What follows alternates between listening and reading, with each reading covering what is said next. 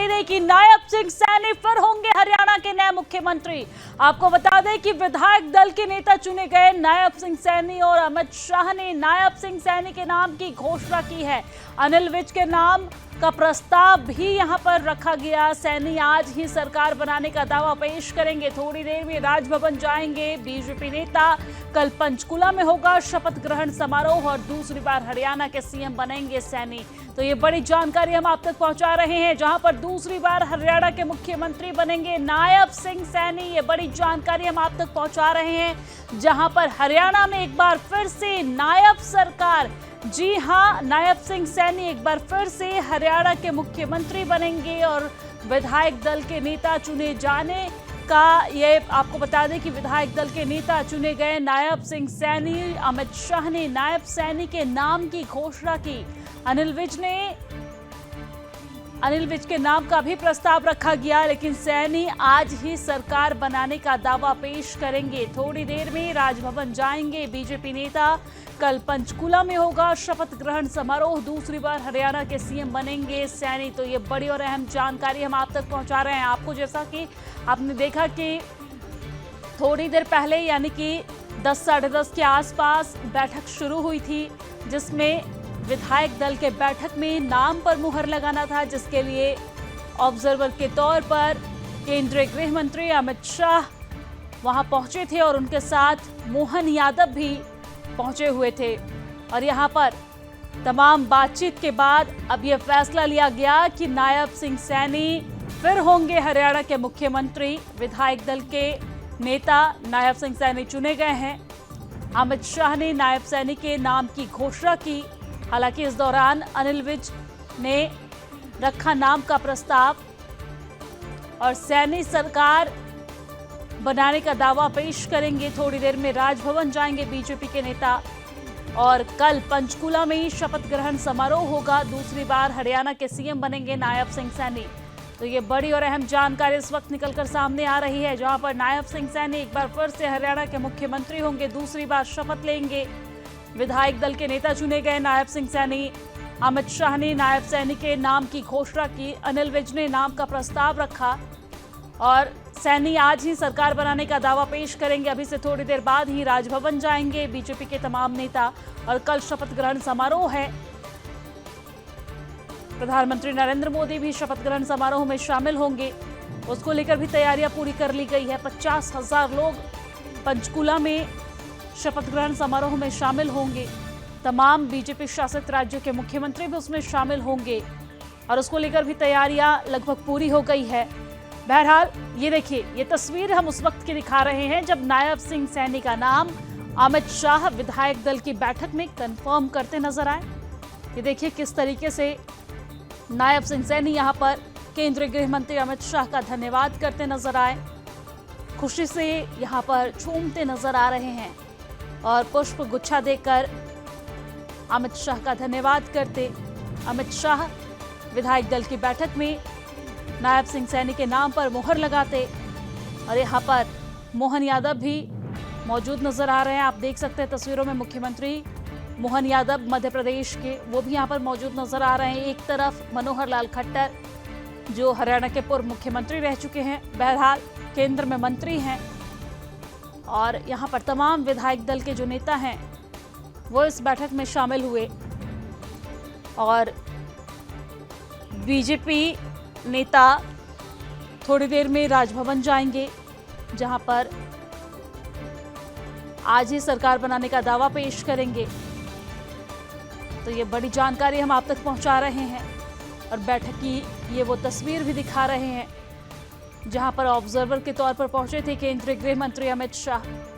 बैठक में नाम पर फैसला किया गया, चर्चा की गई और उसके बाद फैसला यही हुआ कि एक बार फिर से नायब सिंह सैनी हरियाणा के मुख्यमंत्री होंगे। हालांकि अगर नायब सिंह सैनी की बात की जाए तो 2014 में पहली बार विधायक बने थे और उसके बाद बहुत जल्दी उन्होंने बहुत कम समय में बहुत ऊंचाइयों को छुआ। हरियाणा नए चुनी हुई विधायक दल की बैठक हुई, उसमें सर्वानुमत से एक ही प्रस्ताव मिला है जो किशन कुमार बेदी जी और अनिल विज जी ने रखा। हमारे पूर्व मुख्यमंत्री श्री नायब सिंह जी का।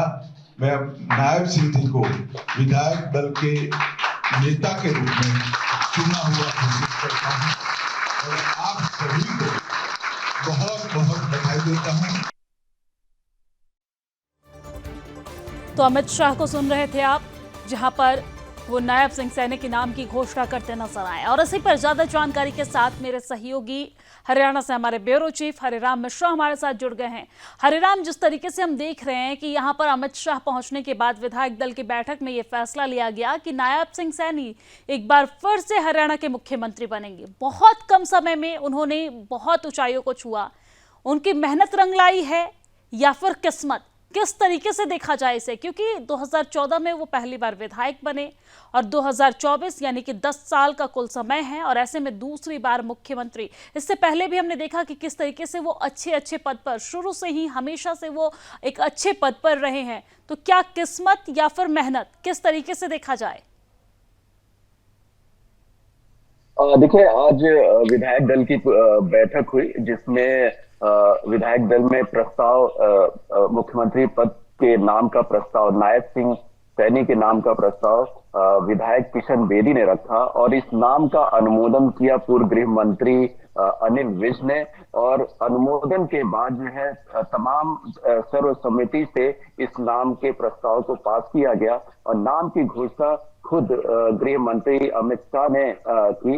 इसके बाद ये पूरी तरीके से तय हो गया कि हरियाणा के अगले मुख्यमंत्री नायब सैनी होंगे।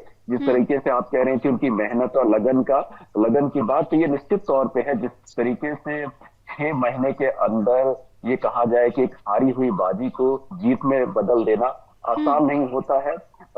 बड़े 56 दिन का मात्र उनको काम करने को मौका मिला और उन 56 दिनों के दरमियान ही उन्होंने बड़े बड़े डिसीजन लिए, रातों दिन मेहनत की। प्रचार की बात की जाए तो रात को 2-2, 3-3 बजे तक वो प्रचार करते रहे, लोगों से मिलना, स्ट्रैटेजी पे काम करना। एक चुनाव में तमाम तरह की गतिविधियां रहती है, उन सभी गतिविधियों का पालन करना और मात्र सुबह 6 बजे फिर से प्रचार काम में और पार्टी की रणनीति पे वर्किंग शुरू कर देना। आप ये कह सकते हैं कि ये जो जीत मिली, ये निश्चित तौर पे नायब सैनी उसके हकदार बनते हैं। इसी वजह से उनको एक बार फिर से दोबारा जो है मुख्यमंत्री के नाम पर बीजेपी के विधायकों ने चुना है।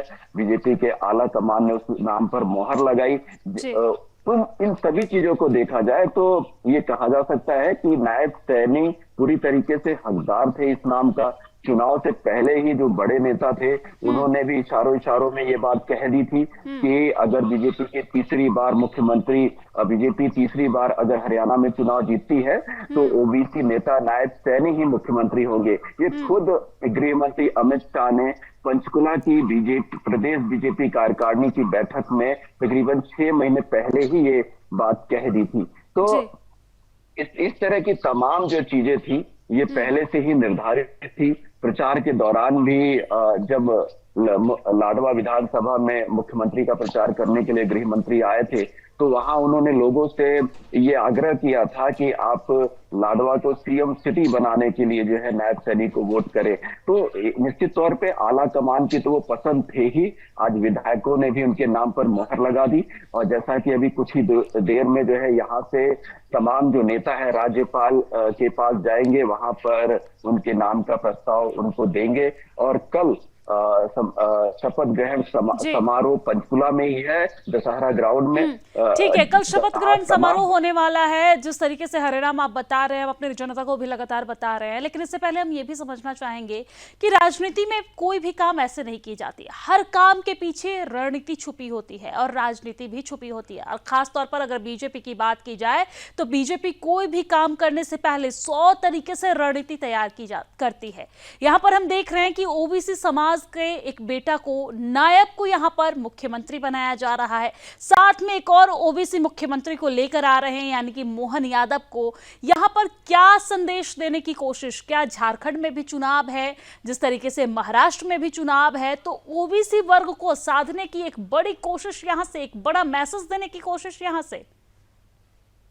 देखिए, आप पूरा अगर विधायक दल की बैठक पर ध्यान देंगे तो मुख्यमंत्री के नाम का प्रस्ताव जो है एक दलित नेता किशन बेदी ने रखा और उस नाम का जो अनुमोदन है वो पूर्व गृह मंत्री अनिल विज ने किया, जो पंजाबी समाज से आते हैं, और सभी विधायकों ने मोहर लगाई किस पे, तो एक ओबीसी नेता के ऊपर।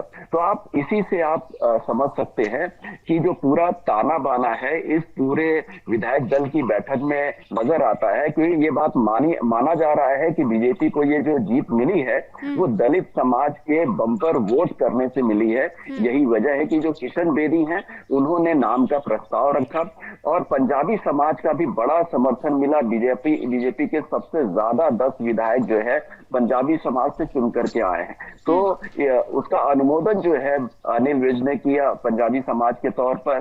तो आप इस और ओबीसी का जिस तरह का समर्थन रहा बीजेपी को, ये सभी जो कहानी कहती है वो हरियाणा की राजनीति को दर्शा रही है कि किस तरीके से जाति समीकरण को हरियाणा के विधानसभा चुनाव में बीजेपी ने साधने की कोशिश की है। और कहीं ना कहीं हर वर्ग को यहाँ पर बीजेपी ने साधने की कोशिश की है, दलित वर्ग को और खास तौर पर ओबीसी वर्ग को साधकर आने वाले दिनों में जिन जगहों पर चुनाव है, चाहे वो झारखंड हो या फिर महाराष्ट्र हो, एक संदेश देने की भी कोशिश की गई है। धन्यवाद तमाम जानकारी साझा करने के लिए, हमारे साथ लाइव जुड़ने के लिए। नजर बनाए रखिएगा, आगे भी आपसे अपडेट लेंगे।